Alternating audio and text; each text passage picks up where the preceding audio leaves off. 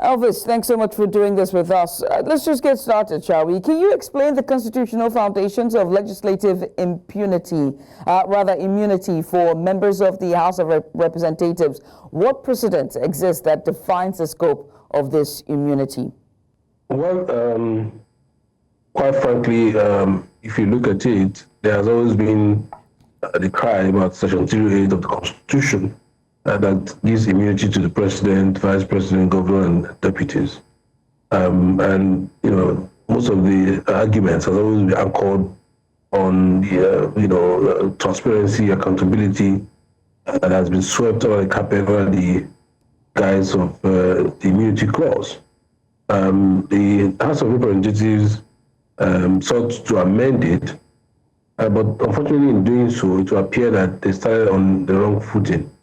What they wanted to do was to remove immunity for the governor, the deputy, the vice president, but that's really not what the goal should be.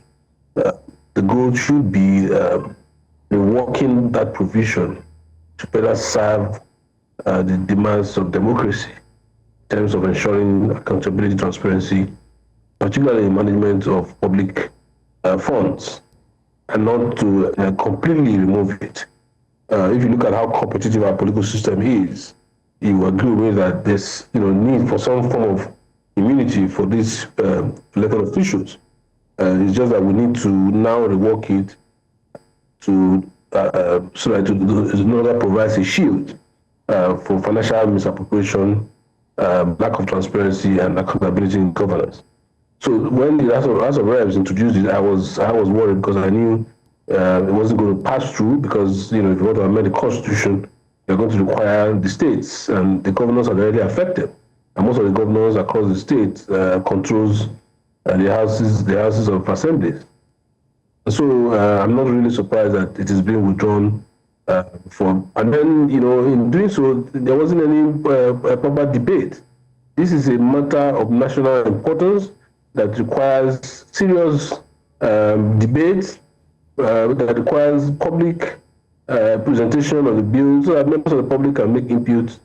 But unfortunately, it was rushed, and some people believe that may have some relationship with what's happening in River State, because it was proposed by somebody from there, and so now they appear to have come to terms with reality, and they want to let it go through the proper trial of debate before passage of such an important constitutional amendment bill. How does the withdrawal of this immunity interact with the separation of powers doctrine? Are there any constitutional challenges anticipated if the bill is enacted? No, well, I don't think it will have any impact on the separation of powers, because separation of powers, all of these principles are as defined by the Constitution. Yes, the National Assembly has the right and the powers under the Constitution to amend the Constitution. And so, amending it and removing immunity, or moderating it in a manner as to serve the ideals of a true democratic system, the ideals of a transparent and accountable system, is not really something that is bad. It's just that the way we go about things in this part of the world is always personalized, rushed, and not properly considered. So I don't really think that there will be any issues, provided that the appropriate thing is done.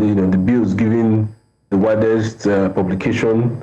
The proper debates are held, and the input of everybody is sought. Don't forget that it's not enough to just pass bills, particularly when you are amending the Constitution. You must have it in mind that you need a bill that will scale through the Houses of Assembly. And so if you just pass it to suit your own personal details or emotional or personal interest today, the chances of it scaling will not be there. So I think that the issue is not really whether it offends the principle of separation of powers. The issue is in activating your legislative powers under the Constitution? Are you doing so for the proper motive, or you have ulterior motive? Are you doing so in the best possible manner as envisaged in a democratic society? I mean, the public perception, or rather, should I say the public's attention, seemed to be distracted at this point. But do you think that the withdrawal of the immunity bill might affect public perception of the lawmakers? Is there a concern that this could lead to a chilling effect on open debate and transparency? I don't think the perception is going to change at this time.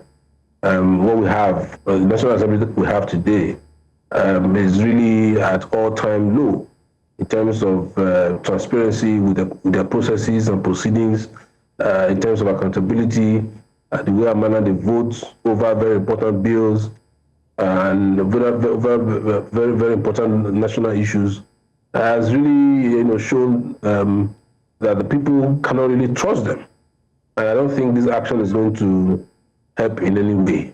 And don't forget that, yes, it's been withdrawn, and not that they have completely removed it. They're still going to now go through the proper process and perhaps allow, debate and, do proper voting. Because really what is happening within this National Assembly is really very sad. It has become an undemocratic institution.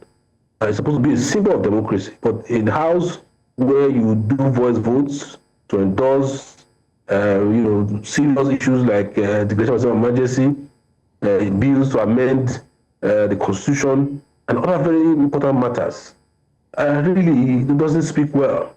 And this action is not, well, might be the right direction, but it's not going to be enough to save the face of the current leadership and members of the National Assembly. They have done a great disservice to the nation in not allowing proper debates, in not allowing proper voting, and in putting everything under the shadow of voice votes to avoid people really knowing who voted in a particular way. Because members of the constituencies of these representatives and senators are supposed to be able to ask, supposed to be able to find out how their representatives are doing at the National Assembly. But when you put everything under voice votes that they have been doing, it becomes very difficult to hold them to account. And that's why this action, though laudable, is probably not going to be enough, to assuage the current perception, which is justifiable perception of members of the public. All right, Elvis, I must say thank you for taking out the time to join us once again. Thank you, Elvis Asia, the legal practitioner, giving us a bit of insight.